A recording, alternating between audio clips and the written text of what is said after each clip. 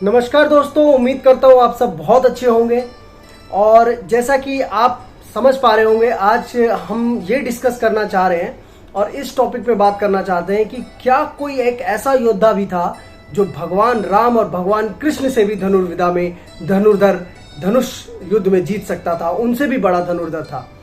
इससे पहले मैं आपको बताऊं वो योद्धा कौन था।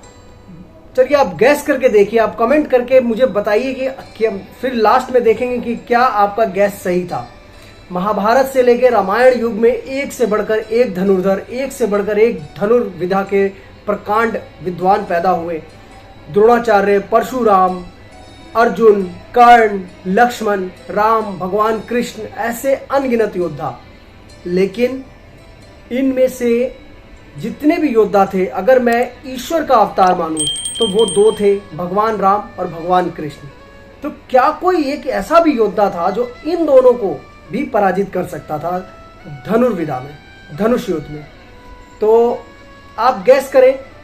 अगर हम रामायण काल की बात करें तो रामायण काल में एक ऐसा योद्धा था जो कि योद्धा धनुर्विद्या की बात नहीं है, मगर कुछ वरदान के कारण बाली एक ऐसा योद्धा था जो कि शायद अच्छी टक्कर दे सकता था। लेकिन धनुर्विद्या में वो जीतता कि नहीं जीतता, क्योंकि कभी युद्ध नहीं हुआ और क्योंकि बाली के बारे में हम लोग एकदम श्योर नहीं है कि ऐसा होता कि नहीं होता।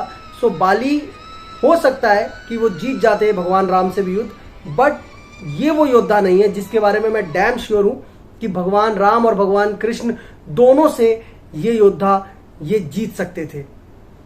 और महाभारत काल में अगर हम आते हैं, महाभारत काल में तो परशुराम जी जो कि चिरंजीवी हैं, वो उस काल से इस काल तक, और शायद आज मतलब चिरंजीवी हैं तो हमेशा ही वो अवेलेबल हैं।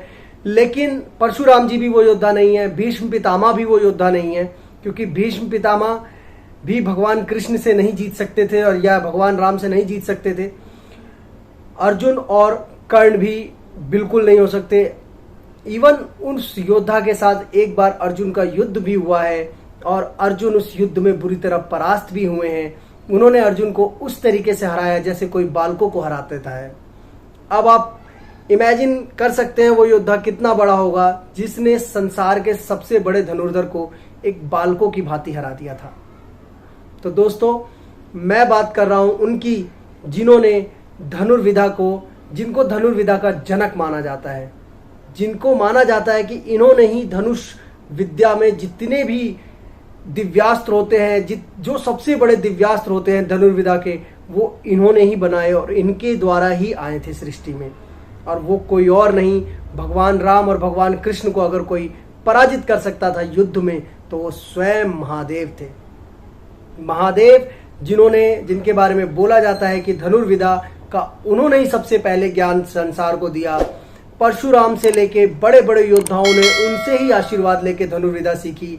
परशुराम हो या फिर रावण हो या फिर बाली हो या फिर कोई भी हो, इवन अर्जुन, उन्होंने जब महादेव को खुश किया तभी वो संसार के सबसे बड़े धनुर्धर बने।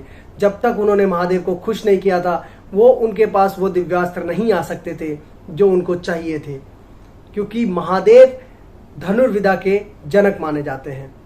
और जो शिव धनुष भगवान राम ने तोड़ा था, आप जस्ट उससे एक आकलन कर सकते हैं कि एक सिंगल वो शिव का धनुष था जो कि रावण तक नहीं हिला सका, संसार का कोई योद्धा हिला तक नहीं सका उसे। हालांकि भगवान राम ने जरूर तोड़ा, लेकिन ऐसे कई धनुष और ऐसे कई दिव्यास्त्रों के जनक थे भगवान शिव।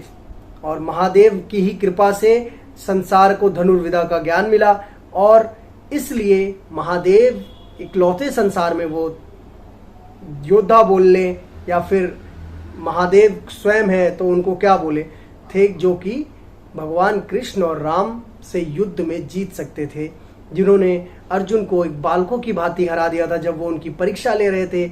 और कर्ण और बाकी तो उनके आगे खड़े भी नहीं हो सकते थे। तो उम्मीद करता हूँ आपको मजा आया होगा।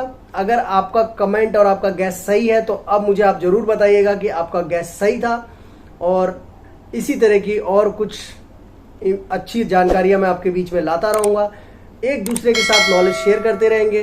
पोइट्री के अलावा मैं इस तरह की वीडियो भी बीच बीच में डालता रहता हूं। तो आप चैनल को सब्सक्राइब करें, वीडियो को शेयर करें और अपना साथ बनाए रखें। Thank you.